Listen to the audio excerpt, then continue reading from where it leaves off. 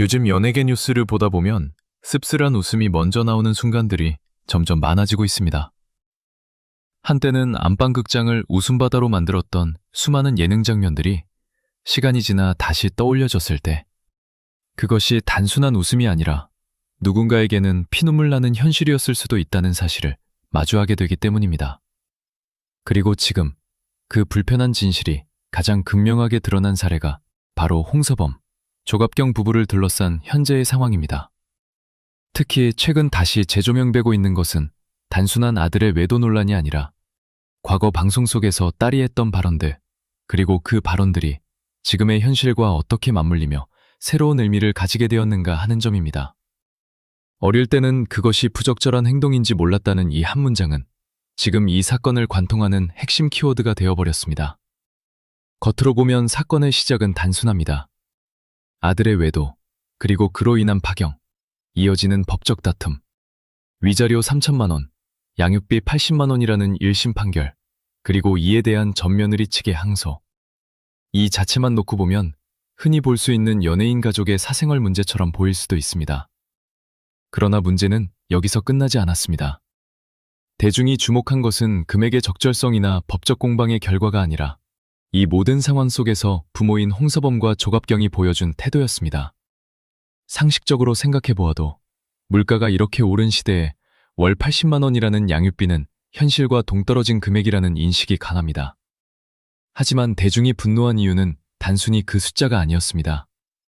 가정 파탄의 원인을 제공한 아들, 그리고 그 상황을 마주한 부모가 보여준 태도가 너무나도 가볍고 무감각해 보였다는 점이었습니다. 만약 이들이 초기에 진정성 있는 사과를 하고 피해를 입은 며느리의 입장을 일정 부분이라도 이해하고 감싸는 모습을 보였다면 상황은 달라졌을 수도 있습니다. 그러나 실제로 이들이 선택한 방식은 전혀 달랐습니다.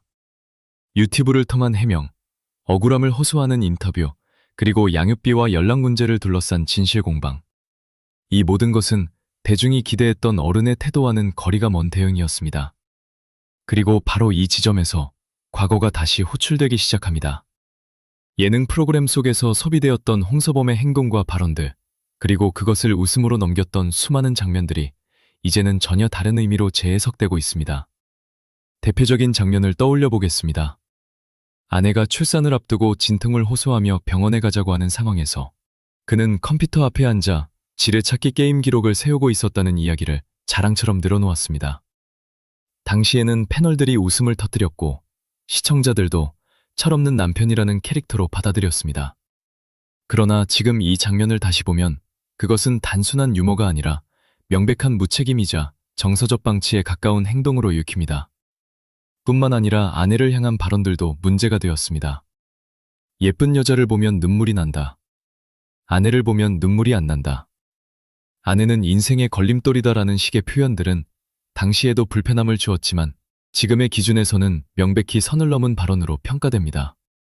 특히 여성 시청자 비중이 높은 부부 예능에서 이런 캐릭터를 유지하며 웃음을 유도했던 방식은 시대착오적인 접근이었다는 비판을 피할 수 없습니다. 그리고 여기서 가장 결정적인 장면이 등장합니다. 바로 딸들의 발언입니다. 방송에 함께 출연한 딸들이 직접 나서서 아빠는 예쁜 여자를 좋아한다. 식당에서도 젊은 여자 직원에게 잘 보이려고 한다는 식의 이야기를 웃음 소재로 풀어냈던 장면들. 당시에는 이건 역시 가족 간의 솔직한 대화 혹은 유쾌한 폭로로 소비되었습니다. 그러나 지금 이 발언들은 완전히 다른 무게를 가지게 되었습니다. 아이들이 어릴 때부터 보고 자란 아버지의 행동, 그리고 그것을 자연스럽게 받아들이게 된 환경. 어릴 때는 그것이 부적절한 행동인지 몰랐다는 말은 단순한 회상이 아니라 그 가정의 가치관이 어떻게 형성되어 있었는지를 보여주는 결정적인 단서로 작용하고 있습니다. 대중이 느끼는 불편함은 바로 여기서 폭발합니다. 과거에는 웃으며 소비했던 장면들이 지금은 한 가정의 왜곡된 관계와 잘못된 기준을 보여주는 증거처럼 보이기 시작한 것입니다. 그리고 그 결과가 바로 아들의 외도라는 형태로 나타난 것이 아니냐는 의심이 자연스럽게 이어집니다. 물론 이것을 직접적인 인과관계로 단정할 수는 없습니다. 그러나 최소한 대중이 그렇게 느끼는 이유는 충분히 이해할 수 있습니다. 여기에 또 하나의 문제는 가족을 콘텐츠로 소비한 방식입니다.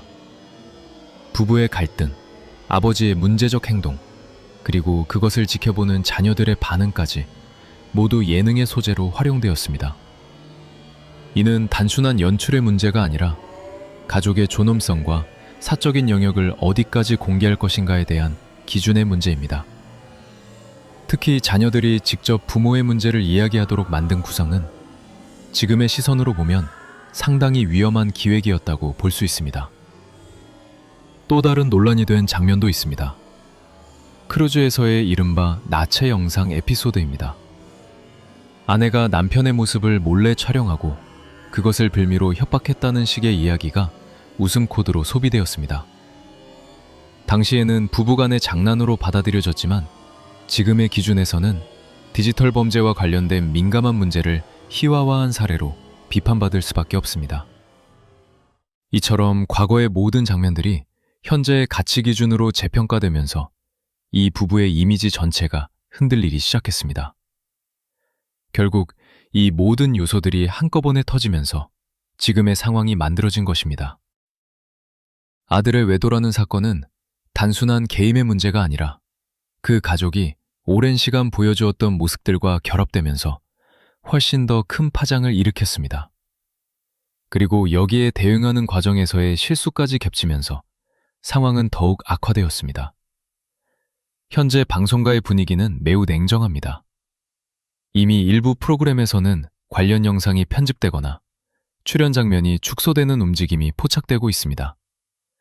이는 공식적인 제재가 아니라 제작진이 스스로 리스크를 관리하는 방식입니다. 시청자 반응이 부정적인 상황에서 굳이 논란의 중심에 있는 인물을 계속 노출할 이유가 없기 때문입니다. 결국 이는 자연스럽게 보이지 않는 패출로 이어질 가능성이 높습니다. 더 중요한 것은 대중의 정서입니다. 지금 사람들은 단순히 한 사건을 보고 있는 것이 아니라 과거와 현재를 연결해 하나의 이야기로 받아들이고 있습니다. 예능 속에서 웃었던 장면들, 가족이 함께 등장했던 순간들, 그리고 지금 벌어진 현실.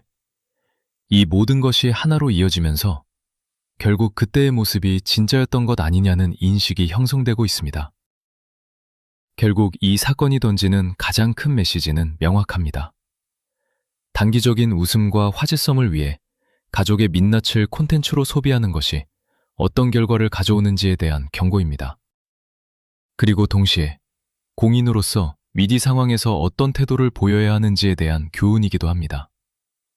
홍서범, 조갑경 부부가 다시 대중의 신뢰를 회복할 수 있을지는 아직 알 수 없습니다. 그러나 분명한 것은 지금처럼 억울함을 호소하고 상황을 가볍게 넘기려는 방식으로는 결코 돌아갈 수 없다는 점입니다. 대중이 원하는 것은 변명이 아니라 책임 있는 태도와 진정성 있는 반성입니다. 무너진 신뢰는 단순한 말로 회복되지 않습니다. 그것은 시간과 행동으로 증명해야 하는 영역입니다. 그리고 지금 이 순간, 딸의 그 한마디는 단순한 과거의 발언이 아니라 이 모든 상황을 설명하는 가장 상징적인 문장이 되어버렸습니다. 어릴 때는 그것이 부적절한 행동인지 몰랐다. 그 말이 왜 지금 다시 소환되고 있는지, 그리고 그것이 무엇을 의미하는지에 대해 이들 부부가 진지하게 고민하지 않는다면 이 위기는 결코 끝나지 않을 것입니다.